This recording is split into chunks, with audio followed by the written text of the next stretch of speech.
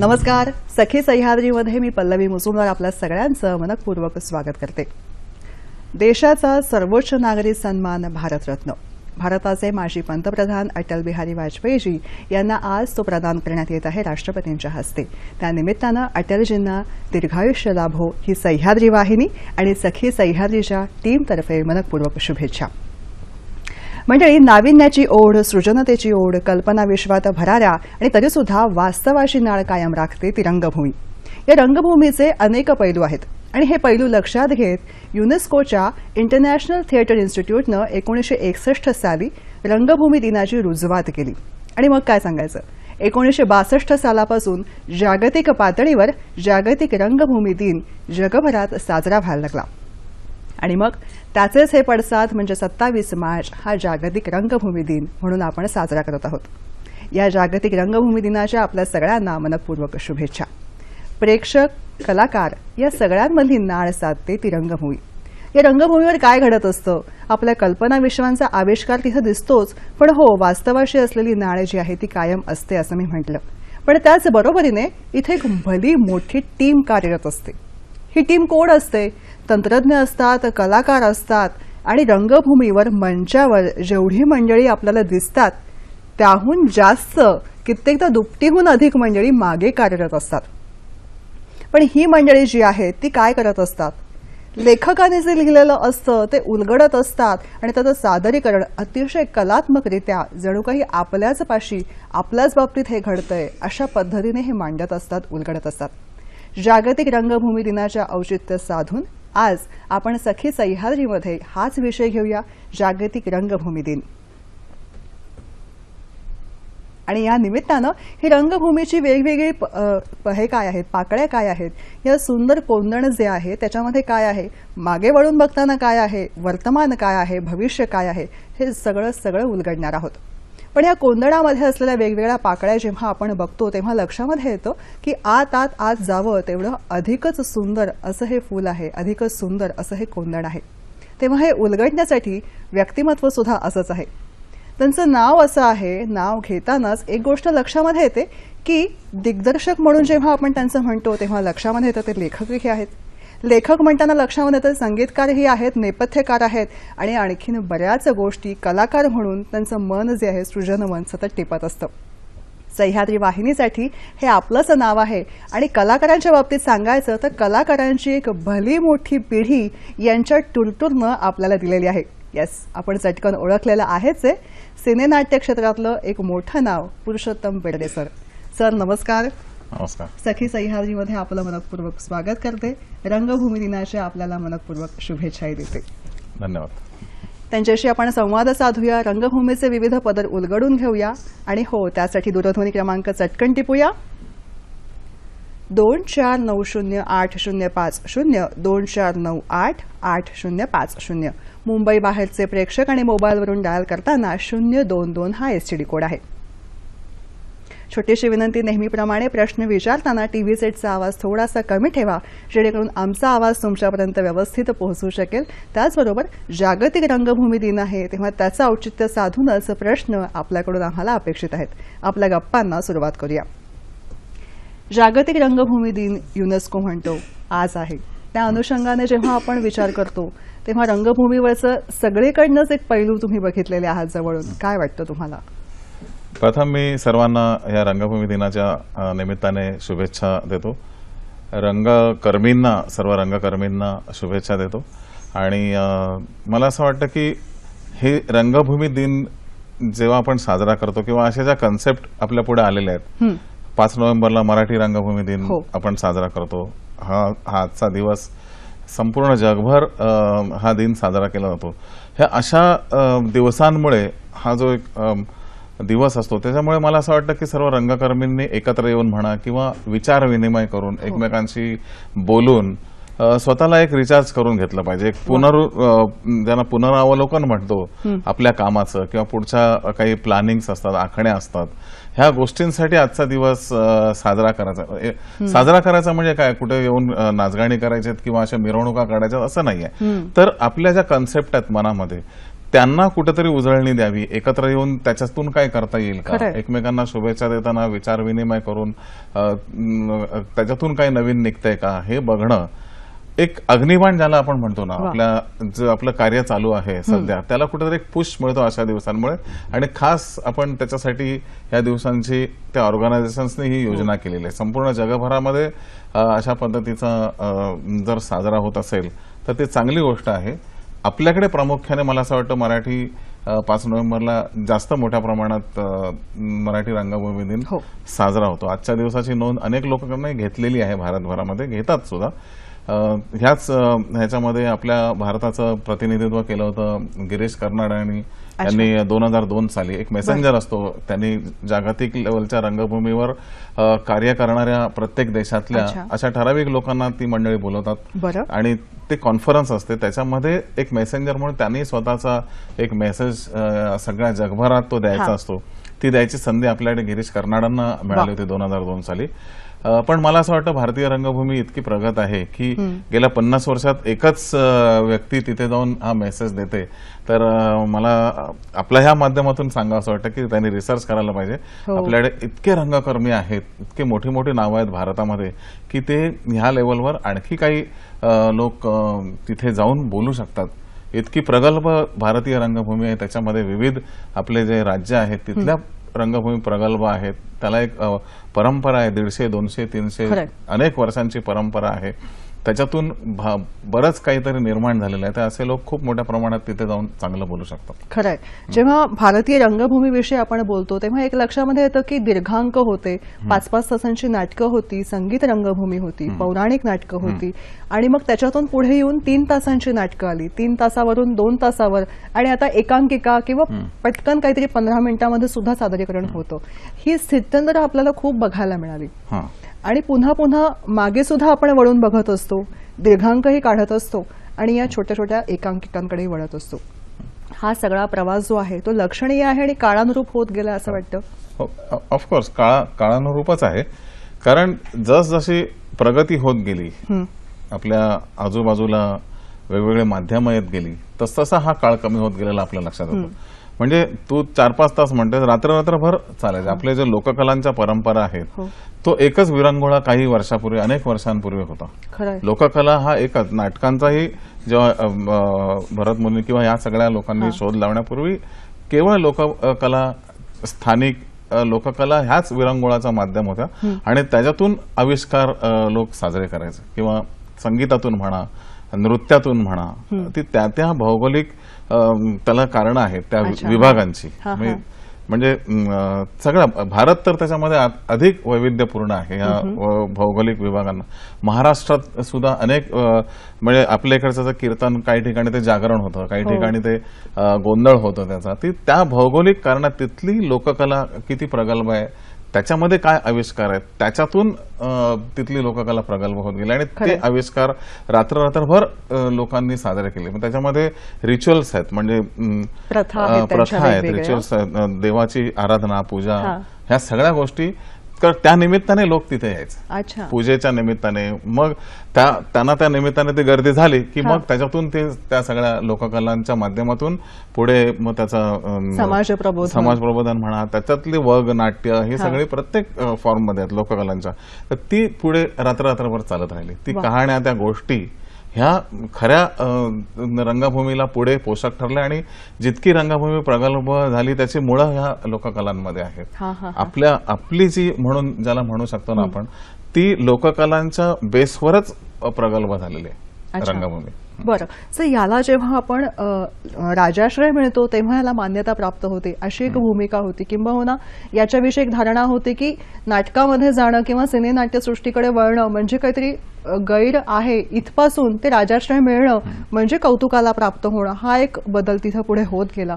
त्याविषयी हा सामाजिक प्रश्न आहे खरं म्हणजे. त्या काळामध्ये जी रिस्ट्रिक्शन्स होती, स्त्रियांना घरातून बाहेर पडायचं नाही, अमुक एक गोष्ट करायची नाही, ह्या ज्या बंधनं होती ना, रूढी परंपरा, त्याच्यातून नाट्य ही कला किंवा अशा पद्धतीचं प्रोफेशन होईल, नवीन नवीन माध्यमं जेव्हा आली आणि त्याच्यातून उपजीविकेसाठी जेव्हा लोक बाहेर पडायला लागले, तेव्हा घरून किंवा समाजातून बंधनं यायला लागले की ह्याच्यातून तुम्ही पैसे काय कमवणार, घर कसं, नोकरी करणं हाच त्याच्यात उपजीविकेचं मुख्य साधन आहे. म्हणून ती बंधनं सगळी आली. स्त्रियांना विशेषतः त्या परंपरांमध्ये खूप उशिरा प्रवेश मिळाला रंगभूमीवर, कारण तोपर्यंत स्त्री भूमिका, पुरुष कलावंत स्त्री भूमिका करत होते.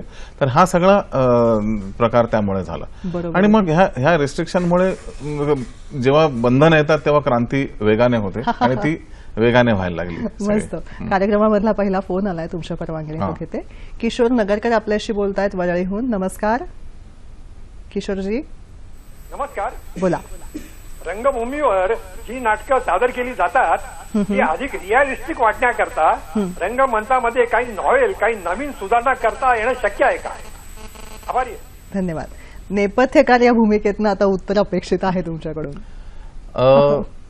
त्याने किती नाटकं पाहिलेत माहिती नाहीये, पण ही सुधारणा अनेक वर्षापासून झालेली आहे. म्हणजे आत्ताचे रंगकर्मी, आत्ताचे नेपथ्यकार तर करतातच, पण आपल्याकडे अगदी मराठी रंगभूमीवर जर आपण पाहिलं तर रघुवीर तळाशीलकरांनी कितीतरी आधुनिक सेट्स त्या काळात बनवलेले आहेत. ज्याला फिरता रंगमंच म्हणतात, तो फिरता रंगमंच पण आपल्याकडे नाट्यसंपदेचा पणशीकरांनी पुढाकार घेऊन, त्याच्या आधी शाहीर साबळेंनी मुक्त रंगमंच म्हणजे एका ट्रकमध्ये अख्खा रंगमंच फोल्ड होऊन तो सगळीकडे जाईल अशा पद्धतीची नाटकं केलेली आहेत. तर ही प्रगती खूप वर्षापासून झालेली आहे. मी स्वतः एक मुंबई नावाचं नाटक केलं होतं. त्याच्यामध्ये मी नेपथ्यामध्ये अशी क्लुप्ती केली होती की स्लाइड शोचा वापर केला होता. मागे स्क्रीन वापरला होता. ही 1985 सालची गोष्ट. स्क्रीन वापरून एक फिक्स नेपथ्य करून ती पटापट लोकेशन्स बदलायची त्यातली स्लाइड आल्यामुळे. म्हणजे एका अख्ख्या बिल्डिंगचा 4 मजले त्याच्यातून सजेस्ट केले होते. म्हणजे तो पहिल्या मजल्यावर जातो, दुसऱ्या मजल्यावर जातो, तिसऱ्या मजल्यावर जातो, चौथ्या मजल्यावरची स्लाइड आल्यानंतर कळतं की तो टेरेसवर आलेला आहे. तर ह्या क्लुप्त्या केलेल्या आहेत. जाऊबाई जोरात मध्ये मी प्रोजेक्टर वापरले आणि अनेक लोकेशन्स त्याच्यातून दाखवली. तर अशा अनेक आपल्याकडे नेपथ्यकार आहेत ज्यांनी वेगवेगळ्या क्लुप्त्या वापरून नेपथ्यातून लोकेशन्स वेगवेगळी करून, कधी कधी सिंपल म्हणजे आपल्या प्रायोगिक रंगभूमीवर ह्या सगळ्या गोष्टी परवडणं शक्य होत नाही. हौशी रंगभूमी ज्यांना आपण म्हणतो, तिथे नेपथ्याचा खर्च न करता सजेस्टिव्ह होतात गोष्टी. म्हणजे काही सजेशन्स दिलेले आहेत की हे म्हणजे अमुक, हे म्हणजे तमुक. मी इथे आलो की ह्या स्क्वेअरवर आलो, या लेवलवर आलो की मी इकडे आलो, इकडे. त्याच्याही आधी सगळ्यात सुंदर कल्पना आहेत त्या लोकनाट्यांमध्ये, आपल्या लोककलांमध्ये, की एक नेपथ्य पण नाही, नुसती एक फेरी मारली की मी लंडनला गेलो, परत उलटी फेरी मारली मुंबईला आलो. नुसत्या फेऱ्यांवर आपल्या लोककलांमध्ये हे सोंगाड्यांनी आपला कितीतरी सुंदर सिम्प्लिसिटी दाखवून दिलेली आहे. खरंय. आपली संस्कृती आणि संस्कार जे आहेत तेच कितीच अभिरुचीपूर्ण आहेत. अभ्यास केला तरी भरपूर नाविन्य आपल्याला नवीन काही प्रयोग करता येतात. खरंय. जागतिक रंगभूमी दिनाच्या निमित्तानं पुरुषोत्तम बेडगे सरांशी आज आपण संवाद साधत आहोत. कार्यक्रमामधला पुढचा फोन आलेला आहे. रवींद्र कुडाळकर आपल्याशी बोलतायत नाशिकहून. नमस्कार. नमस्कार.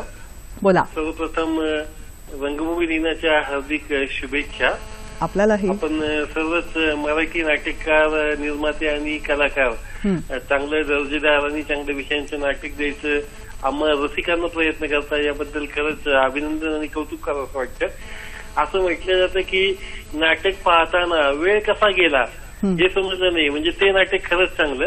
आणि ज्याला पान सुपारी खायची सवय आहे त्याला नाटक पाहता पाहता पान सुपारी घेण्यासाठी खिशात हात घालायची संधी जे नाटक देत नाही ते खरंच चांगलं नाटक, असा ऐकिवात आहे. पण माझा प्रश्न असा आहे सर की नवीन नवीन चांगला इनोव्हेटिव्ह विषय मराठी नाटकांमध्ये आणण्याच्या दृष्टीने आपण कसा प्रयत्न करता, आणि दुसरं असं की सध्याची जी पिढी आहे त्या पिढीला, तरुण पिढीला नाटकांकडे ओढण्याच्या दृष्टीने एक प्रेक्षक म्हणून आणि कलाकार म्हणून सुद्धा कसा प्रयत्न केला गेला पाहिजे. धन्यवाद. धन्यवाद. नाविन्य हे तुमच्या कामाचं वैशिष्ट्यच आहे, त्याविषयी पण आपण त्यांना सांगूया आणि त्याचबरोबर वास्तवाशी जोडलेली जी नाळ आहे त्याविषयी पण.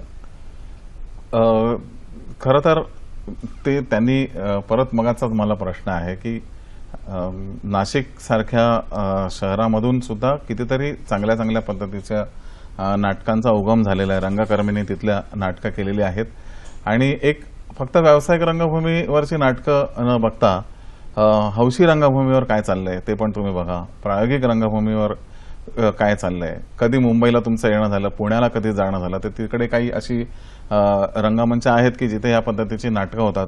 अत्यंत नाविन्यपूर्ण विषय ह्या नाटकांमधून मांडले जातात.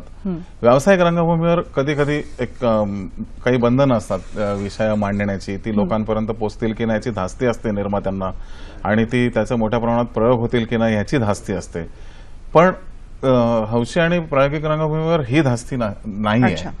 बेधडक त्या पद्धतीचं आपल्याला पाहिजे ते विचार मांडण्याचं एक स्वातंत्र्य घेतलेलं असतं रंगकर्मीने. ते कोण देत नाही, ते कोण देत नाही. घेतलेलं ते तुमच्याकडे असेल तरच तुम्ही तो बेधडकपणा दाखवू शकता, आणि ते रसिकांनी बघितल्यानंतरच ते सर्कल पूर्ण होतं. बरोबर सर. आता ह्याच्यामध्ये एक मुद्दा खरंच येतो, तुम्ही खूप छान म्हणालात की हे बघितल्यानंतर सर्कल पूर्ण येतं, पण सामान्य रसिकांची या बाबतीतली धारणा अशी आहे की हौशी आणि प्रायोगिक रंगभूमी ही हौसेसाठी चाललेली आहे, सामान्य माणसांनी, सामान्य प्रेक्षकांनी तिथं जाऊन बघावं अशा पद्धतीची नाही, आमच्यासाठी ते नाहीच, अशी एक धारणा मनामध्ये बसलेली आहे. नाही, पण ती चुकीची आहे. म्हणजे असं धारणा त्याने घेतलीच नाही. रसिकांनी, मला नाही वाटत ही असं नाही, त्यांच्यापर्यंत काही माध्यम पोचत नाहीयेत. ही जबाबदारी माध्यमांची पण आहे, वर्तमानपत्रांची आहे की अशा पद्धतीच्या नाटकांना रसिक कसा येईल हे केवळ त्या रंगकर्मींचं काम आहे अशी एक कुठेतरी समज अनेक वर्ष आपण धरून चालतो. तिथे बजेटचा प्रश्न येतो.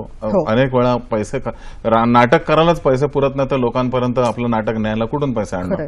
मग अशा माध्यमांनी ज्यांच्या काही स्कीम्स आहेत, ज्यांच्या काही योजना आहेत, अशांनी पुढे येऊन त्या रंगभूमीला म्हणजे ती नाटकं लोकांपर्यंत पोहोचवली पाहिजे. आणि मुळात ही धारणा त्या मनातून त्यांच्या काढून टाकली पाहिजे आपल्यासाठी नाही, आपल्यासाठी नाही असं मला वाटतं. तो काळ जवळजवळ गेलेला आहे की सगळ्यांना रसिकांना माहिती आहे की नाहीतर मग काही तिथली नाटकं जेव्हा व्यावसायिक रंगभूमीवर आली जी केवळ प्रयोग म्हणून केली गेली होती आणि पुढे त्या रंगकर्मींना वाटलं की मोठ्या प्रमाणात चालू शकतील अशी गेल्या अनेक नाटकं आली की जी चालली पुढे. चालली म्हणजे काय, लोकाश्रय मिळाला, रसिकांनी त्याला बघण्यासाठी गर्दी केली म्हणजे चालली. तर हे होतंय, म्हणजे नाही होत असं नाही. अगदीच खूप जर त्यांना जर ते अटॅच नाही झाले किंवा त्यांना ते समजलं नाही, आयडेंटिफाय नाही झालं किंवा आपलं नाही वाटलं तर मग ते थोडंसं दूर जातात. पण बरीच रंगकर्मींची अशा पद्धतीची नाटकं रसिकांनी जवळ केलेली आहेत, पाहिलेली आहेत. सर, जेव्हा आपण नाविन्याची ओढ असं आपण म्हणतो तेव्हा नाविन्य किंवा प्रयोग जेव्हा करत असतो, तुमचं एक वैशिष्ट्य आहे नवीन सतत जाऊबाई जोराच्या वेळी एवढ्या महिलांना घेऊन मांडणं, किंवा श्यामची मम्मीमध्ये घरामध्ये चाललेलं जे द्वंद्व आहे, जे घराघरात दिसतं ते तुम्ही रंगमंचावरती आणलं. या सगळ्या गोष्टींच्या वेळी एक धास्ती असते का की वास्तवाशी जोडायचं आहे, कल्पनेकडे जायचं आहे, पण कुठेतरी रसिकाश्रय नाही मिळाला तर? नाही, मी जेव्हा मी जी नाटकं केली आतापर्यंत ती केवळ माझ्या अनुभवातून मला सुचली आणि मी ती लिहिली. मी कुठच्याही यशस्वी म्हणजे एस्टॅब्लिश नाटककाराची नाटकं मी केली नाहीत.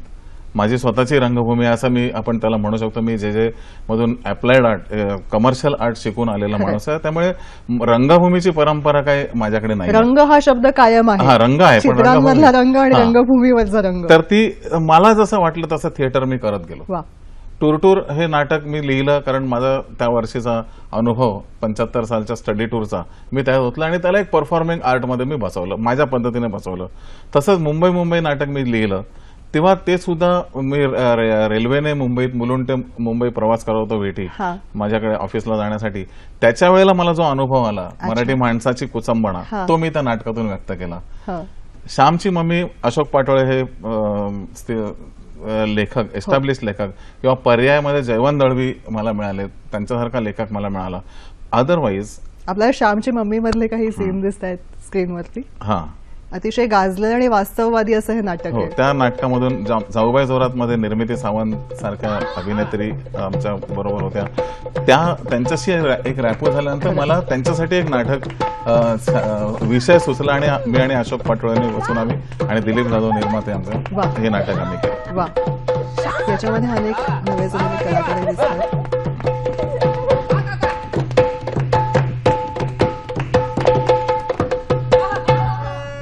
यमुनेच्या तीरी काल पाहिला हरी हो, यमुनेच्या तीरी काल पाहिला हरी, काना वाजवी तो वासरी, काना वाजवी वासरी, काना वाजवी वासरी, काना वाजवी वासरी, काना वाजवी वासरी. 12-16 आमच्या संग्रहातून श्यामची मम्मी मधले काही हे सीन. श्यामची मम्मीचं एक वेगळेपण असं आहे की वास्तववादी आहे, त्याचबरोबर निर्मिती सावंत यांच्यासारखी मोठे कलाकार ह्याच्यामध्ये सहभागी झाले आहेत.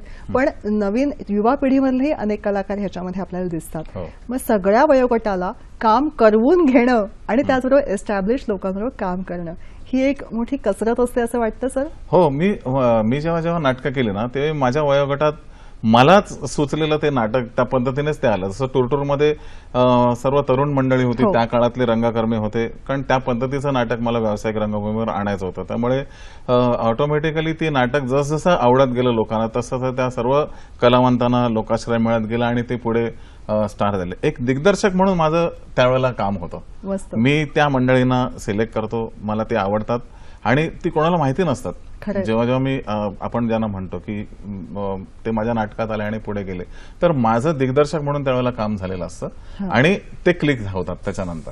अशा पद्धतीने जाऊबाई जोरात मध्ये सुद्धा काही मंडळी आली. निर्मिती सावंत आहे, मकरंद अनासपुरे, मंगेश देसाई, उज्ज्वला जोग. टुरटुरमध्ये विजय कदम, लक्ष्मीकांत, प्रशांत दामले, दीपक शिर्के, विजय चव्हाण, अनेकांचे गुरु. अनेकांचे गुरु. गुरु विजय केंकरे माझ्याबरोबर होता किती वर्ष. तर ही सगळी मंडळी किंवा अनेक म्हणजे ते त्यावेळेला कास्टिंग जे असतं ना, भूमिकेसाठी आवश्यक असलेला कलावंत हा जसा तसा चपकल बसवणं हे आधी दिग्दर्शकाचं काम असतं. ते मला डोळ्यासमोर आल्याबरोबर मी त्यांना ते हे केलं आणि मग ती आपोआपच त्यांना पुढचा लोकाश्रय मिळत. खरंय. साहित्याचं सादरीकरण हे आधी दिग्दर्शकाला दिसतं असं म्हटलं तर वावगं ठरणार नाही. पुढचा फोन आलेला आहे, चिंचवडहून हा फोन आहे. नमस्कार, दत्तात्रय उबाळे बोलतायत पुण्याहून. नमस्कार. सर्वप्रथम जागतिक रंगभूमी दिनानिमित्त सर्वांना हार्दिक शुभेच्छा. आपल्यालाही. आणि माझा प्रश्न असा आहे की नटसम्राट सारखं नाटक जे आता सिनेमाच्या रूपाने येत आहे, जर अशी जर नाटकं जी अनेक काळ ज्या नाटकांनी गाजवलेला आहे, अशी जर नाटकं सिनेमाच्या रूपाने यायला लागली तर नाट्य मंदिरामध्ये जाऊन आपण अशा प्रकारची नाटकं पाहू का? म्हणजे चित्रपट पाहिल्यानंतर पुन्हा आपण नाटकाकडे वळू का? काय अशा वाटतं प्रकारची जी नाटकं आहेत धन्यवाद. त्याचे सिनेमा व्हायला लागले, धन्यवाद. मुद्दा नाटकाचा पोहोचला. दर्जा कमी होईल असं वाटत नाही का? बरं. नाही, असं काही असं वाटत नाही. खरंच अजिबात आहे. वाटत नाहीये. कारण आता जर नटसम्राटवरून जर नाटक होत असेल तर त्या दिग्दर्शकाला, त्या नटाला वाटणं ह्याच्यावरून नाटक करावं हा त्याचा वैयक्तिक भाग झाला. आणि मग त्यांची जबाबदारी येते की हे एवढं गाजलेलं नाटक घेऊन जे शब्दप्रधान आहे, अभिनय एका डॉक्टर लागून सारखा अभिनेता रंगभूमीवर एस्टॅब्लिश झाले, त्याच्यामध्ये अनेक पुढे नटसम्राट त्या भूमिकेमध्ये एस्टॅब्लिश झाले. तर ते एक्सप्रेशन म्हणून पॉवर आहे जी रंगभूमीची, की लेखक प्रधान रंगभूमी असते, दिग्दर्शक हा ते लोकांपर्यंत पोहोचवणारं माध्यम आहे. चित्रपटामध्ये उलट आहे, चित्रपटामध्ये हे दिग्दर्शकाचं माध्यम आहे. आता ते माध्यमांतर कसं केलं जातं ह्याच्यावर आहे आणि त्याच्यामुळे काही पुढचं सिनेमाकडे दुर्लक्ष होणारच नाही. आता आपण नाटकांवर बोलतोय, पण आजचा सिनेमामध्ये आजचा जो मराठी सिनेमा आहे, जो नॅशनल अवॉर्डमध्ये एवढा सगळ्या झेंडे लावतोय आपले, त्याचे जर विषयाचं वैविध्य बघितलं आणि आजची तरुण पिढी जर ते सिनेमा करतोय, त्यांच्याकडे स्वतःचेच इतके विषय आहेत की नाटक हा त्यांच्या त्यांच्यासाठी लास्ट हे आहे, खरंय, पर्याय आहे. खरंय. असं नाही की आम्हाला काय मिळत नाही. ही सगळी मंडळी आता हे जे सगळे किल्ला म्हणा किंवा कोर्ट किंवा ख्वाडा सारखा, ख्वाडा नगर जिल्ह्यातला त्याने सगळी जमीन वगैरे विकून सिनेमा करतोय, अगदी. तो त्याचा विषय आहे. हो. तो काय एखादा नाटकाचा विषय नाही. त्यामुळे काही घाबरण्याचं कारण नाहीये. हे एक एकाला वाटलं की मी नाटकावर करावं तर तो नाटकावर करेल. आणि दोन्ही जे माध्यम जी आहे ते दोन्हीची आपापली अशी भूमिका आहे हो. आणि आपापल्या ठिकाणी ते घट्ट पाय रोवून आहेत हो. असं म्हणतात. अगदी. जेव्हा आपण रंगभूमी दिनाच्या निमित्तानं रंगभूमीचा आढावा घेत असतो तेव्हा प्रादेशिक पातळीवर सुद्धा गुजराती रंगभूमी किंवा बंगाली रंगभूमी, दिल्लीची वेगळीच एक नाटकं आणि महाराष्ट्रातली रंगभूमी या सगळ्याचा विचार करतो. तुम्ही या सगळ्याचा अभ्यास केलेला आहे त्या अनुषंगाने. मला असं वाटतं की मला स्वतःला जेव्हा एखादे नाटक टच होतं ना, हा हा ते किती मुळं त्याच्यामध्ये त्या विभागाची रुजलेली आहेत त्याच्यावरून होतं. अच्छा. खरंच मला असं वाटतं की आपली लोककला, आपलं संगीत, आपलं नृत्य इतकं वैविध्यपूर्ण आहे की त्याच्यामध्ये त्यांचा वापर जेव्हा नाटकात होतो, आविष्कारासाठी होतो, कल्पकतेने व्हायला हवा. आपलं साहित्य ह्याचा जेव्हा एकत्रित वापर होतो तेव्हा ते नाटक संपूर्ण प्रोसेनियममध्ये आपल्याला कुठेतरी धरून नेतं असं माझा स्वतःचा अनुभव आहे. अच्छा. बंगाली रंगभूमी म्हणा किंवा कन्नड हो. गिरीश कर्नाडने यक्षगान सारखा फॉर्म आणला किंवा हे सगळं हैवदन सारखं नाटकामधून अतिशय कल्पकतेने त्यांनी तो मांडला. आणि मग ते जेव्हा आपल्याकडे विजयाबाईंनी ते नाटक केलं हैवदन, तेव्हा त्यांनी दशावताराच्या फॉर्ममध्ये. मग इतकं वैविध्य आहे की विजयाबाईंनी यक्षगानामध्ये नाही केलं, त्यांनी जर्मनीमध्ये जेव्हा ते नाटक केलं किंवा त्यावेळेला त्यांनी तिथलं सगळ्या कल्चरचा वापर केला. तर हे सगळं अशा पद्धतीने जेव्हा येतं ना तेव्हा मला स्वतःला ते टच होतं. मी स्वतः अनेक वेळा अशा पद्धतीचे प्रयोग केलेला. मी खंडोबाचं लगीन नाटक संपूर्ण जागरण ह्याच्यावर तो परफॉर्मिंग प्रकार होता. टूर नाटकामध्ये आम्ही लोककलांचा वापर. अलवारा डाकू माझं स्वतःचं जे नाटक, पहिलं नाटक जे होतं ते मी ज्या विभागात लहानाचा मोठा झालो मुंबईतल्या, त्या विभागातल्या लोककलांचा उपजीविकेसाठी जिथे वापर व्हायचा त्यांचा वापर करून मी ते नाटक केलं. त्यामुळे आपल्या रूट्समध्ये बाहेर आलेलं नाटक महानिर्वाण मला खूप अपील झालं, कारण ते कीर्तनाच्या फॉर्ममधून आळेकरांनी मांडलेलं घाशीराम कोतवाल सारखं नाटक आपल्या मग ही सगळी अजरामर नाटकं ठरली त्या सगळ्या त्या रूट्स मधल्या असल्या कारणाने. म्हणजे आता मला 2-3-4 वर्षापूर्वी जेव्हा अकॅडमी आपल्या युनिव्हर्सिटीचा वामन केंद्राने जेव्हा मला तिथलं एक नाटक बसायला बोलवलं तेव्हा त्यांनी मला सांगितलं की तुम्ही जागतिक रंगभूमीवरचं कुठचंही नाटक तू सिलेक्ट कर आणि ते बसव आमच्या मुलांना. तर मी विचार केला की कशाला मी जागतिक रंगभूमीचं गाजलेलं नाटक जे कोणी अगोदर कोणीतरी करून ठेवलंय ते मी कशाला करू. मी तिथे आपल्या इकडे घडलेली नुकतीच घटना 2000 म्हणजे आपल्या कसाब हल्ला जो झाला मुंबईवर, त्याच्या कसाबच्या केसवर एका वर्तमानपत्रात लेख आला होता. त्या लेखावर आधारित मी नाटक करून तो प्रयोग केला. म्हणजे त्याचा वास्तववादी. तर कसं झालं, काय होणार ह्याची मी तमा बाळगली नाही, पण त्या मुलांकडून सगळं करून घेतलं आणि एक प्रयोग करून बघितला. तो मला स्वतःला असं वाटलं की ते त्या युनिव्हर्सिटीच्या प्रकल्पामध्ये मी तसं केलं तर मला एक वेगळं काहीतरी समाधान मिळेल आणि त्या कलावंतांना माझ्याकडून काहीतरी शिकायला मिळेल. या सगळ्या गोष्टी पिन टू पियानो तिथे लिखाणापासून ते फायनल परफॉर्मन्स पर्यंत, कॉस्ट्युम, नेपथ्य, संगीत. तर मला असं वाटतं हे खरं सेलिब्रेशन आहे. अशा पद्धतीचं नाटक सादर करणं हे खरं सेलिब्रेशन. तर तुमच्याशी बोलताना आता एक मुद्दा असा जाणवला तो असा की रंगभूमीशी जी जोडलेली मंडळी असतात त्याच्यामध्ये प्रत्येक व्यक्ती ही सतत स्वतःलाच आव्हान देत असते. मग ते दिग्दर्शक असोत, लेखक असोत, कलाकार असोत, तंत्रज्ञ असोत, नेपथ्यकार असोत किंवा मेकअप करणारी मंडळी असोत, सतत नाविन्य आणि ह्याच्यामध्ये हे असं करून बघूया आणि वेगळं काहीतरी हवं हे सतत मुळाशी असतं. एक फोन आहे तो घेते. ओंकार बोलतायत आपल्याशी. नमस्कार. हॅलो. सर्वप्रथम नमस्कार मॅडम. ओंकार पाटील बोला. जागतिक रंगभूमी दिनाच्या हार्दिक शुभेच्छा. धन्यवाद. आपल्याला सर मला असा प्रश्न विचारायचा आहे तुम्हाला की शालेय स्तरावरती नाट्य हा विषय जो आहे हा राबवण्यासाठी काय करता येईल किंवा हा विषय वाढवून देता येईल का तुम्हाला? बर. युवा पिढीला कशा पद्धतीने शालेय काय हा शालेय पातळीवर त्यांना म्हणायचं आहे की नाटकांमध्ये जास्तीत जास्त युवा पिढीचा सहभाग कशा पद्धतीने वाढवता येईल. आता शाळा म्हटल्यानंतर खूपच लहान वयोगट वगैरे होतो आणि ते शाळेमध्ये सगळ्या स्नेहसंमेलनातून त्याच्यातून एक ठराविक त्यांचा जो चंक असतो हो. त्या पिरियडमध्येच शाळेमध्ये अलाव केलं जाईल ना तर मग मुलं ती खास त्यासाठी जसं आज विद्यापीठाने पोस्ट ग्रॅज्युएशन अभ्यासक्रम तयार केलेला आहे तसा पहिल्यापासून जर केला तर एक शाळेमध्ये अभिनयाचं एक वेगळं आहे का पण मला असं नाही वाटत इतक्यात ते सगळं होईल. आता एक सर ना ह्या प्रश्नाच्या अनुषंगानेच म्हणते की आता उन्हाळ्याच्या सुट्ट्या लागतील आणि मग बालनाट्य शिबिरांचं एक मोठं पेय फुटतं. पण आहे ना ती गरज आहे. गरज आपण आहे. त्याला खूप टीका करतो या सगळ्या गोष्टींवर की आता पेय फुटलं वगैरे पण म्हणजे हरकत काही नाही. काही खरंच चांगली नाही, आहेत आणि काही काही मी काय पत्ताही म्हणतो लागत नाही मी म्हणतो सगळीच आपण एका तागडीत तोलूया नको.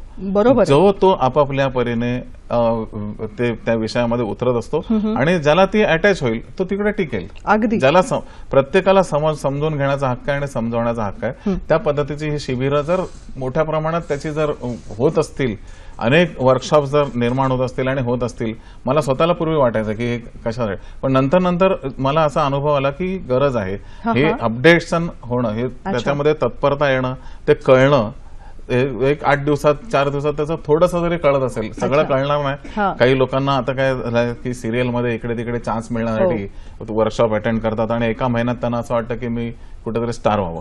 तो समज असू नये. समजून घ्या काय आहे ते शिकलं पाहिजे त्याचा बेस काय आहे एवढं जरी कळलं तरी तुम्ही स्वतः त्याच्यामध्ये फिट होता की नाही.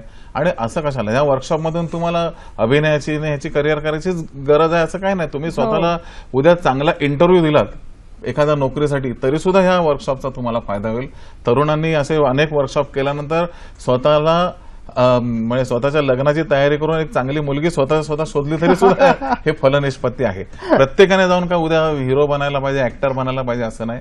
रंगभूमीचे अनेक पोषक हे आहेत की जिथे तुम्ही नेपथ्यकार पण होऊ शकता प्रकाश योजनाकार होऊ शकता दिग्दर्शक होऊ शकता. अनेक पैलू आहेत.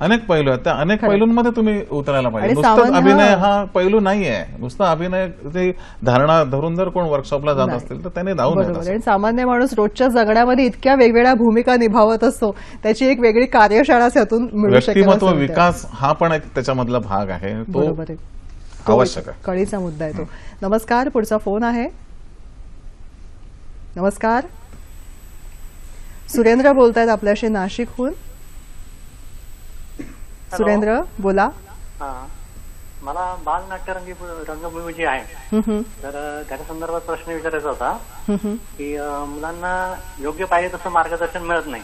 म्हणजे शाळेमध्ये वगैरे होतं ते पण ज्या प्रमाणात जसे ज्येष्ठ रंगकर्मी आहेत तर त्यांच्याकडून जे मार्गदर्शन पाहिजे तर ते मुलांना तसं मिळत नाही. तर तशा काही कार्यशाळा वगैरे आपल्याला याच्यामध्ये करता येतील का की थोडंसं बाकीच्या भागांमध्ये थोडंसं ग्रामीण भागांमध्ये वगैरे. ठीक आहे. या अनुषंगाने सरांनी आता मार्गदर्शन केलं. या कार्यक्रमाचं थोडंसं वेगळा ही माहिती आहेच आहे पण पुन्हा प्रक्षेपण आपण आवर्जून बघा आज रात्री 11:30 वाजता. म्हणजे यातले अनेकविध पैलू जे आहेत ते सुद्धा तुमच्यासमोर उलगडले जातील. यांचा जो ग्रामीण भागाच्या अनुषंगाने मुद्दा आहे तो आपण उलगडून सांगूया. बरोबर आहे. मुंबई पुण्यामध्ये ह्या गोष्टी मोठ्या प्रमाणात होतात.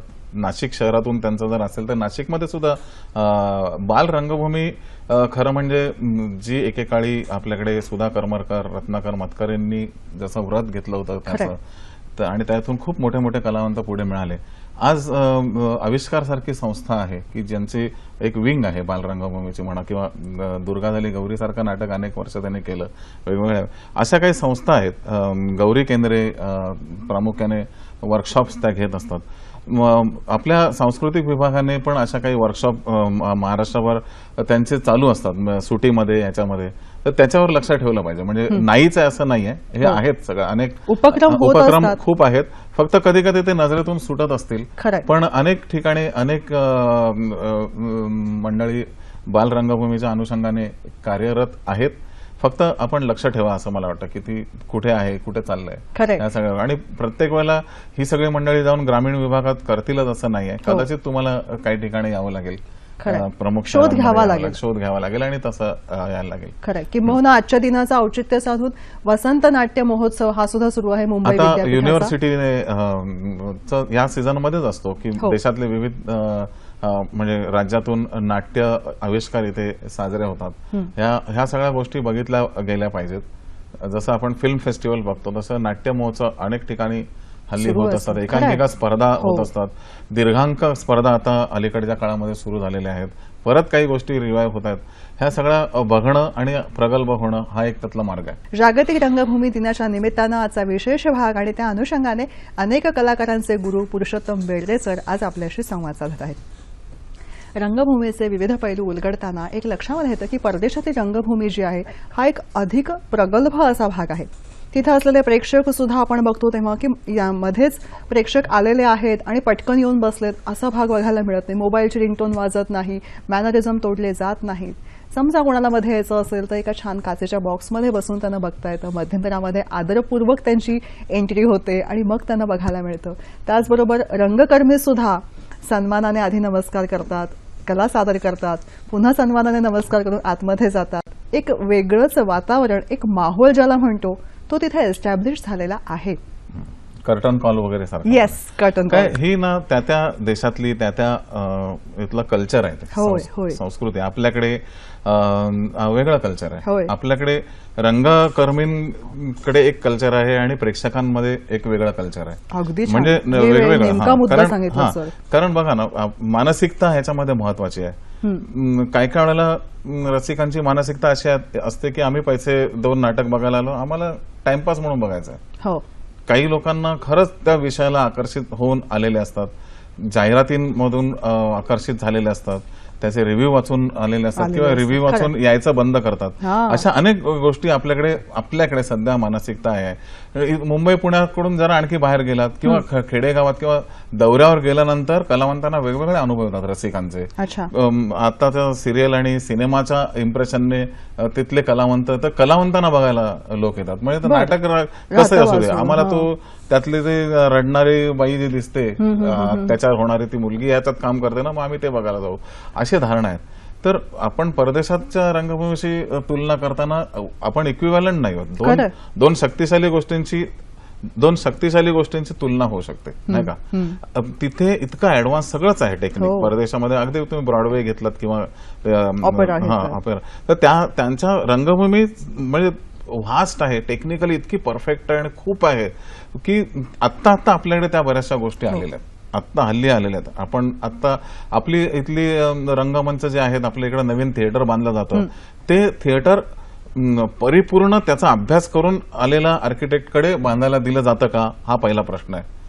त्याच्यानंतर मग त्या सगळ्या गोष्टी आतल्या सुविधेत होतील. कुठच्याही म्हणजे याच्यातून परत मग आरोप वगैरे काय करायचा नाहीत, पण एखाद्याला ते कॉन्ट्रॅक्ट देताना ते कशा पद्धतीने दिलं जातं, त्याचा सगळा अभ्यास पूर्ण ते केलेला आहे का, आणि ते सगळं बांधून झाल्यानंतर काही सुधारणा करता येत नाहीत. म्हणजे आहे तसं पद्धतीने आपण त्याचे स्वीकार करणं एवढं शिल्लक राहतं. अगदी तुम्ही जे म्हणता की कर्टन कॉल वगैरे ही त्यांची परंपरा आहे. आपल्याकडे सुद्धा स्वागत नांदी आहे. आपल्याकडे पूर्वी धूप फिरवला जायचा. ह्या सगळ्या गोष्टी हळूहळू जसं थिएटर अत्याधुनिक होत गेलं तसे रिस्ट्रिक्शन आले. मग एअर कंडिशन संपूर्ण आहे तर तिथे तुम्ही धूप फिरवू शकत नाही, कारण रिस्ट्रिक्टेड आहे. एनसीपीआय मध्ये तर आमचा अलवारा डाकू नाटकाला आमंत्रित केलं होतं, परंतु त्याच्यामध्ये एक मशालीचा जेव्हा सीन आहे, त्याच्यात आग वगैरे त्याच्यातून ओकली जाते, तर तो सीन आहे म्हटल्यावर एनसीपीआय मध्ये आमचा अलवारा डाकू होऊच शकला नाही, कारण थिएटर अत्यंत अत्याधुनिक. तिथे साधी तुम्ही पणती लावू शकत नाही किंवा निरंजन लावू शकत नाही. मग अशा रिस्ट्रिक्शन मध्ये आपल्या काही गोष्टी बाद होतात. मग ही ह्या सुधारणा सुद्धा कधी कधी मारक ठरतात. तशा पद्धतीने झालेलं आहे. महाराष्ट्रात मुंबई पुण्यात गाजलेलं नाटक जर त्याच्या दौऱ्यावर गेलं तर अगदी खेडेगावातल्या किंवा ज्या छोट्या शहरामध्ये इतकी गर्दी होते त्या कलावंतांना बघायला की दरवाजे तोडून आत तोडून त्यांच्या अंगावर पडून त्यांच्या सह्या घेण्यापर्यंत त्यांना इजा होईल की नाही इतकी पण भीती नाही. तर ह्या सगळ्या संस्कृतीचा आणि कल्चरचा भाग आहे. ही रसिकता तुम्हाला वेगवेगळ्या आपल्याकडे जितकं वैविध्य आहे भारतामध्ये तितकं वैविध्य रसिकांमध्ये पण सापडेल. छान अगदी केवळ नाटक बघायला येणं आणि केवळ नाटकच बघायला येणं हा प्रकार आपल्याकडे नाही असं नाही आहे. काही जे थिएटर्स आहेत तिथे हा प्रकार मिळतो. आम्ही जेव्हा हौशी नाटकं करत होतो तेव्हा खरंच नाटक बघायलाच ती मंडळी आणि त्यांच्या अपेक्षा काय, आम्हाला चांगलं नाटक दाखवा, आधी तुम्ही कर्टन कॉल घ्या किंवा नका घेऊ, नंतर स्वागत करा नका करू, आम्हाला एक चांगलं काहीतरी दाखवा ह्याने आलेले असतात. व्यावसायिक रंगभूमीवर जे रसिक येतात नाटक बघायला, त्यांची एक धारणा वेगळी असते की छान आम्हाला पार्किंगला स्पेस पाहिजे, जाताना कुठेतरी इंटरव्हलला छान चहा मिळाला पाहिजे, वडा मिळाला पाहिजे. आणि मोबाईल सायलेंटवर हल्ली ठेवण्याची प्रथा आलेली आहे, पण त्या नसतात. त्याने काही लोक ॲडमंट असतात की नाही आमचा मोबाईल आम्ही चालू करू किंवा नाही करू. तर ह्या सगळ्या कल्चरल भाग आहे, ते जेव्हा डेव्हलप होईल तेव्हा ह्या सगळ्या माझे गुरु दामू केंकरे म्हणायचे की हा संवाद कधी साधला जातो की रंगकर्मी आणि रसिक प्रेक्षक यांच्यामध्ये जेव्हा संवाद साधला जातो तेव्हा खरा आनंद, नाट्यानंद केवळ रंगमंचावर नाही, केवळ प्रेक्षकात नाही असतो, तो दोहोंच्या परस्पर संबंधात. हे त्यांचं हे होतं. तो परस्पर संबंध किती मॅच्युअर्ड आहे, किती वरच्या पातळीचा आहे, त्याच्याने आपण ते नाट्य समाधान आपल्याला मिळत असतं. खरे हा मुद्दा काढण्याचं कारण असं की रसिक प्रेक्षक हा रंगभूमीचा अविभाज्य भाग आहे. जेव्हा आपण रंगभूमी दिनाच्या अनुषंगाने बोलतो तेव्हा ही पाकळी सुद्धा उलगडायला हवी. हो. पुढचा फोन आलेला आहे. डॉक्टर प्राजक्ता मुळे आपल्याशी बोलतायत. नमस्कार डॉक्टर. डॉक्टर बोला. खूप चांगला दिवस आहे. याच्यामध्ये मला एक फक्त सांगायचंय, किशोर नगरकर म्हणाले ते नेपथ्य, पण नेपथ्य फार सुंदर असतात. छापा काटा किंवा प्रपोजल मध्ये फारच सुंदर. पण मला असं वाटतं की ज्या स्टोरीज ज्या आहेत ना त्याचे म्हणजे फॉर एक्झाम्पल वाहतोय जुडवांची जोडी परत आलो किंवा डबल गेम, त्याच्या कथा इतक्या उत्कृष्ट ना तशा काही ह्यांच्या वाटत नाही, त्याच्यात दम नाही असं वाटतं. शेवट याची उत्सुकता ताणून ताणून शेवट इतका फुसका असतो ना, हे असं व्हायला नको. तर त्याचा दर्जा वाढायला पाहिजे. आणि संगीत रंगभूमीला केव्हा परत चांगले दिवस येतील. आहोत ते किती चांगली नाटकं आहेत, त्यांचे संगीत काय, त्यांचे गायक काय, त्यांचे आवाज काय, हे एक व्हायला पाहिजे. तिसरी गोष्ट मला आणखी फक्त एक सांगायचं आहे की इंग्लंड जवळ एक कॉर्नवॉल म्हणून एक सबर्ब आहे. तर तिथे म्हणजे माझा मुलगा काही वर्ष काम करत होता, तर तिथे एक मिनॅक थिएटर आहे. त्या बरं, तुमचा मुद्दा पोचलेला आहे. त्यांनी असं म्हटलं होतं की अर्थात हे वैयक्तिक मत आहे त्यांचं की जेव्हा काही कथांमध्ये असं असतं की काही दर्जेदार कथा प्रेक्षकांना वाटते, काही वेळेला खरंच काहीतरी वेगळं रहस्य बाहेर येईल असं वाटतं आणि शेवट जो असतो तो त्यांच्या मनाप्रमाणे घडत नाही. आणि संगीत नाटकांविषयी त्यांना असं म्हणायचं होतं की ते एक सुगीचे दिवस होते नाटकाचे आणि एक वेगळा कालखंड तो होता. या दोन्ही विषयी त्यांना जाणून घ्यायचं आहे. आता काय माहितीये ना, कथा म्हणजेच नाटक असं नाही ना. नाटक हे सर्व अनुषंगाने, त्यातल्या कथा, संगीत, नेपथ्य, प्रकाशयोजना, अभिनय, त्या भूमिका, ती कॅरेक्टर्स लेखकाने कशी डेव्हलप केलेली असतात, ह्या सगळ्या गोष्टी म्हणजे संपूर्ण परफॉर्मिंग आर्टचा जे काय वेगवेगळे विभाग आहेत त्यांचं एकत्रित सादरीकरण म्हणजे नाटक. वेगवेगळ्या साधनाची असलेली करंजी येते. तर त्या सगळ्या एकत्र आल्यानंतर जो परिणाम येतो ते म्हणजे नाटक आहे. कधी कधी त्यातलं नेपथ्य आपल्याला भावून जातं, कधी कधी कथा खूप चांगली होती आणि बाकीच्या ठिकाणी वीक होतं. हा सगळा कोण किती त्याच्यातला तरबेज आहे त्याच्यावर बऱ्याचशा गोष्टी आणि वैयक्तिक आवडीवरती सुद्धा आहेत. एखादे ही मास अपील सायकोलॉजी त्याच्यामध्ये बघायला लागेल की एखादं नाटक खूप चालतं, एखादा सिनेमा खूप चालतो म्हणजे तो उत्कृष्टच असतो असं नाही. त्यावेळेला रसिकांची जी धारणा आहे त्या धारणेचा पण ह्याच्यामध्ये भाग आहे, खूप भाग आहे. कुठच्या गोष्टी काय कधी त्यांना अटॅच होतील. जसं आता संगीत नाटक रंगभूमीबद्दल आपण म्हणतो की त्या काळामध्ये माध्यमच नव्हती ना इतकी. तुम्हाला थिएटरमध्ये जाऊन गाणं ऐकणं याच्याशिवाय पर्याय नव्हता. आणि तो जेव्हा पर्याय त्याचे यायला लागल्यानंतर संगीत रंगभूमीकडचं आकर्षण कमी झालं. वेळ नव्हता लोकांना रात्रभर नाटक बघायला. म्हणजे सगळं त्या बंधनातून मग 2.5-3 तासाच्या नाटकांचं हे सगळं आलं, क्रांती होत गेली. तो रेनेसान्स पिरियड आला त्याच्यामध्ये आणि वेगवेगळ्या पद्धतीने नवीन नवीन हे आल्यानंतर काही गोष्टी जुन्या होतात त्या जातातच. पण मग त्या सगळ्याचा विचार करून जेव्हा कट्यार काळजात घुसलीसारखं नाटक आलं की ते 3.5 तासामध्ये तुम्हाला गाणं पण ऐकायला मिळतं, कथा पण चांगली बघा, उत्कृष्ट अभिनय, मग ते आवडलं मग लोकांना. आता तसे जेव्हा पर्याय पुढे येतील, आता संगीत नाटकं नाहीत असं म्हणू शकत नाही. संगीत नाटकच आहेत बरीचशी. संगीत फक्त ती संगीत त्याच्यातला जो त्याच्यामध्ये रागदारी किंवा हे आळवणं असायचं गायकाचं, गायकी म्हणून नट भूमिका सोडून गायक म्हणून पुढे येऊन गायचा, ही पद्धत बंद झाली. नाहीतर आम्ही एखादं पद वारंवार आळवणं आळवणं आहे आहे. ते सगळं तो- थांबून तो- आधुनिकीकरण झालं. ते त्या काळाची गरज होती. म्हणजे राम मराठेंना ऐकायला जायचं, बालगंधर्वांना ऐकायला जायचं आणि हे मग ते त्याच्या अनुषंगाने मग ती त्या नाटकातल्या भूमिका आणि हे ते काळारूपाने सगळं बदलत गेलं आणि नवीन नवीन प्रकार येत गेले आणि मग हे सगळं बाजूला गेलं. तसंच आहे. पूर्वीचे सिनेमे पण बघा, अगदी सुरुवातीच्या काळात जे सिनेमे आले ते पौराणिक कथांवर आधारित होते, कारण त्यांना त्याशिवाय आकर्षित झाले नसते लोक, 3-3 तास बसले नसते. त्यातलं संगीत सुद्धा ह्या नाट्य संगीताच्या आणि रागदारीच्या आधारित आहे. खूप पूर्वीचं संगीत सिनेमातलं बघितलं तर पण नंतर ते सगळं बदलत गेलं ना. आता संगीत सिनेमामध्ये आहे, आजही आहे, नाटकात पण आहे, अनेक संगीत नाटक आहेत, पण त्यांना जी आपण रूढ अर्थाने संगीत नाटकं म्हणतो तशी नाही आहेत. गाणी आहेत नाटकामध्ये, नाचतात, पण सगळं आहे, पण आधुनिक कालाय तस्मेन महा असं म्हणता येईल. सर, सह्याद्री वाहिनीवर तुम्ही जेव्हा आला तेव्हा आम्हाला आमचा एक माणूस इथं आज येतोय याचा खूप आनंद झाला. सह्याद्री वाहिनीशी तुमचं एक जुनं नातं आहे आणि आम्हाला त्याचा अभिमान आणि आनंद आहे.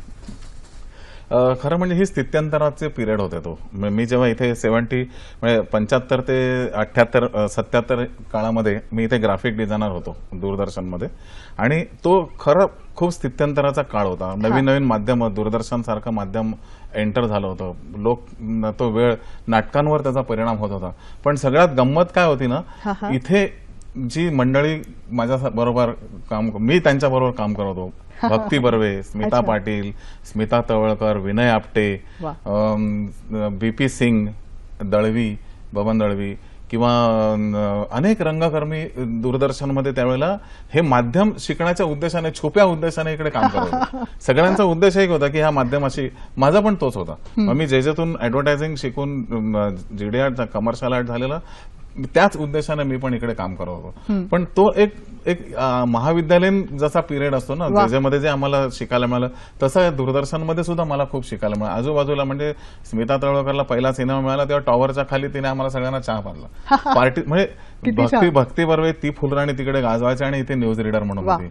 स्मिता तळवळकर इथूनच बाहेर आली आणि सिनेमा, मी इथून पहिल्यांदा बाहेर पडलो. मी अलवार डाकू नाटक इथून गेल्यानंतर केलं. विनय आपटे, विलास वंजारी, खूप म्हणजे आता मला पटापट आठवत पण नाहीत की इतके लोक ह्या दूरदर्शनमध्ये त्या काळामध्ये काम करत होते. आणि खरंच ही इन्स्टिट्यूट म्हणून त्यावेळेला आजही माझ्या स्मरणात आहे. मला पण इथे यायला परत आनंद होतो. आणि रंगभूमीचा तो स्थित्यंतराचा काळ होता. आविष्कारची छबिलदासला आम्ही जी नाटकं करत होतो तिथे रंगकर्मी ते बरेचसे इथे काम करत होते, पार्ट टाइम म्हणा किंवा काय. तर हा सगळा पिरियड इथून नाट्यावलोकन व्हायची आणि त्याच्यामुळे परत नाटकांना गर्दी व्हायची. तो परत एक मोठा हे चर्चेमधनं नवीन काहीतरी साध्य. सर, तुम्ही आता जो उल्लेख केलात, वेळ कमी आहे पण त्या मुद्द्यावर मी चटकन येते, तो म्हणजे असं जाहिरातींचा. जाहिरात क्षेत्रामधलं तुमचं काम आहे आणि ते तुमचं काम तुमच्या नाट्य क्षेत्रामध्ये सुद्धा दिसतं. जाहिरात, नाटकांच्या जाहिराती अतिशय वैविध्यपूर्णरित्या मांडणं हे तुमच्या कामाचं वैशिष्ट्य आहे. त्याविषयी चटकन. नाही, त्याच्याविषयी मला हेच म्हणायचं की माझं नाटक आलंय ते बघायला या. जाहिरातीचा उद्देशच तो आहे. म्हणजे वन लाईन स्टोरी पण तुम्ही इतक्या छान पद्धतीने मांडता की प्रेक्षक येतातच, खेचले जातात. प्रॉब्लेम नव्हता. आज वर्तमानपत्र हा माध्यम सोडलं तर बाकीच्या माध्यमांकडे नाट्य निर्माता जाऊ शकत नाही. खूप कॉस्टली आहेत ते सगळे माध्यम. पण आपल्याला सुदैवाने सरकारने एंटरटेनमेंट टॅक्स नाटकांना नाहीये, थिएटरला, आणि वर्तमानपत्रांनी जाहिरातींमध्ये कन्सेशन दिलेलं आहे. पण तरी सुद्धा ठराविक रेषा क्रॉस केली की त्याचे कमर्शियल रेट होतात आणि जे आम्हाला निर्मात्यांना परवडत नाहीत. त्यामुळे आता रिस्ट्रिक्शन जे आहे तेवढ्या कमी स्पेसमध्ये माझं नाटक कुठे आहे एवढंच सांगायची पाळी आलेली आहे. माझं नाटक किती चांगलं आहे ते बघायला या हे म्हटलं की आमचे पैसे खर्च होतात, रेट वाढतो, हे सगळं. त्यामुळे अर्थकारण बदललेलं आहे. आणि मग काय होतं, माउथ पब्लिसिटी आणि वर्तमानपत्रात आलेली परीक्षणं ह्याच्यावरच ते तुम्हाला जे काय आहे ते करावं लागतं. कधी भूमिका मोलाची आहे. समीक्षकांची भूमिका त्यांनी म्हणून जबाबदारीने नाटकाची समीक्षा व्हायला पाहिजे, जबाबदारीने सादरीकरण व्हायला पाहिजे, ह्या सगळ्या गोष्टी आल्या पाहिजेत. कारण परत तो आता काळ आलेला आहे की समीक्षकांच्या ह्यानं महत्व आलेलं आहे बऱ्यापैकी. आणि वर्तमानपत्र इतकी झालेली आहेत की पूर्वी कसं होतं, एका वर्तमानपत्रात दिलं की अख्ख्या महाराष्ट्रभर कळायचं. आता पुरवण्या आणि विभाग म्हणजे मुंबईत काय चाललंय ठाण्यातल्या लोकांना कळत नाही, ठाण्यात काय चाललंय हे नाशिकला कळत नाही. विभागवार विभागणी झालेली आहे पाक्षिकांची. विभागवार आणि झाल्यामुळे वर्तमानपत्रांची. अनेक लोकल वर्तमानपत्र आले, त्यामुळे मराठी रंगभूमीच ही जागतिक रंगभूमी झाली. जसं आपल्याला ऑस्ट्रेलियातलं नाटक तिथे जाऊन बघितल्याशिवाय पर्याय नाही. न्यूझीलंडमध्ये चांगली प्रगत रंगभूमी आहे, ऑस्ट्रेलियामध्ये किंवा ब्रॉडवेवरची नाटकं आपल्याला तिथे गेल्याशिवाय बघायला मिळणार नाहीत. तसं आज कोकणातला किंवा नाशिकमधला किंवा विदर्भातल्या माणसाची परिस्थिती झाली की विदर्भातल्या माणसाला मुंबईत काय चाललं माहितीच नाहीये. म्हणजे जागतिक रंगभूमी दिन आपण अशा पद्धतीने आपण प्रादेशिक कनेक्टिव्हिटी वाढवायला पाहिजे. नाहीच आहे. माध्यमच आता हे दूरदर्शन आहे किंवा इतर चॅनल्स आहेत, त्यांनी ह्या बाबतीत कॉन्शियसनेस दाखवून एक नाटक मुंबईत चांगल्या पद्धतीने आलं की सगळी वार कसं कळेल ह्याचा एक परत विचार करायची वेळ आलेली आहे. कारण वर्तमानपत्रांच्या किंवा माध्यमाकडे लोक कॉस्टली म्हणून निर्माते जोपर्यंत जात नाहीत किंवा बजेटिंगमध्ये त्यांनी ते आणलंच पाहिजे की हे माझं नाटक इथे मी मुंबईत पहिला प्रयोग केलाय तो विदर्भातल्या माणसाला कळला पाहिजे. एवढा जर फोकस तो असं वाईड करेल ना तेव्हा ती परिस्थिती होईल. म्हणजे आता परत जागतिक रंगभूमी दिनानिमित्तच मी हे विचार की परिस्थिती पूर्वीपेक्षा खूप कठीण आहे जाहिरातींची किंवा लोकांपर्यंत पोहोचण्याची. ह्याचा कॉन्शियसनेस परत एकदा निर्मात्यांनी किंवा रंगकर्मींनी एकत्र बसून या बाबतीत विचार करायला पाहिजे असं मला वाटतं. बरोबर आहे. जेव्हा रंगभूमीचे विविध पैलू बघतो तेव्हा पुनरुज्जीवित नाटकं आहेत किंवा काही मर्यादित प्रयोगांसाठी आलेली नाटकं आहेत, परदेशामधली नाटकं भारतीयकडून सादरीकरण केली जातात त्याविषयी आहे, किंबहुना प्रादेशिक पातळीवरती भाषांतरित केली जाणारी नाटकं आहेत, इंग्लिश नाटकं आहेत. या सगळ्याविषयी तुमचा विचार काय आहे? तुम्हाला त्याविषयी काय वाटतं हे जाणून मला त्याविषयी मला प्रत्यक्ष रंगकर्मी म्हणून अजिबात आकर्षण नाही आहे. ह्या तिथे त्या गोष्टीचा अभ्यास म्हणून आहे, परंतु ही करणारे एकेकाचे इंटरेस्ट असतात, वैयक्तिक इंटरेस्ट असतात. मी माझं स्वतःचं नाटक परत पुनरुज्जीवित केलेलं नाही आहे. मला असं वाटतं त्यापेक्षा मी नवीन काहीतरी करू. बरे ते वाईट असलं तरी चालेल, पडलं तरी चालेल, पण मला नवीन करायचंय. दुसऱ्या कोणीतरी केलेलं मला अजूनपर्यंत माझी धारणा नाही की करत बसावं. तर ज्यांना ते वाईट नाहीये. एखादा समजा आता टूरटूर सारखं नाटक आजच्या पिढीने बघायला पाहिजे, पण त्या सगळ्या मला तसं वाटणं हे ते बघायला लागेल. म्हणजे त्या गोष्टी सगळ्या करायच्या, पण जे करतात त्यांना खरंच चांगल्या गोष्टी आहेत आणि ते दिसलं तर वृद्धिंगत व्हायला हव्यात, रंगभूमी समृद्ध अगदी व्हायला व्हायला पाहिजे. जाता जाता काय सांगायचं आहे प्रेक्षकांना, रसिकांना? मला एवढं सांगायचं आहे की आपल्या मराठी रंगभूमीवर, भारतीय महाराष्ट्रीय रंगभूमीवर खूप चांगले चांगले प्रयोग होत आहेत. जेव्हा जेव्हा संधी मिळेल तेव्हा तुम्ही थिएटरमध्ये जा, प्रत्यक्ष ते अनुभव घ्या. आम्ही तो घेतलेला आहे, पूर्वी घेतलेला, आता आमच्या काही गोष्टी, पण तुम्ही त्याच्यामध्ये तो आनंद जो आहे तो घ्या. जे तुम्हाला बघायचंय ते प्रत्यक्ष जाऊन बघा, स्वतःचा निर्णय ठरवा, स्वतः त्याच्यामध्ये किती चांगलं आहे एकमेकांशी चर्चा करा, आमच्यापर्यंत ते पोहोचू द्या. आपली रंगभूमी प्रगत करण्याची जबाबदारी जशी रंगकर्मींवर आहे तशी रसिकांवर पण आहे. हे मला ठासून सांगावं असं वाटतं. क्या बात आहे. मस्त. रामनवमी उद्या आहे, त्याच्या शुभेच्छा देताना एक नक्की सांगेन, नवीन सुरुवात आपण जेव्हा करतो तेव्हा नवीन काय करायचं याचा शोध घेताना आपल्या आजूबाजूला असलेली संस्कृती कशी समृद्ध होईल याचा विचार नक्कीच व्हायला हव्यात. आजच्या दिनाच्या आपल्याला पुन्हा एकदा शुभेच्छा देते आणि सर तुम्ही वेळात वेळ काढून इथे आलात, मनपूर्वक आभार मानते. धन्यवाद. तुमच्या योजनांना शुभेच्छा. धन्यवाद.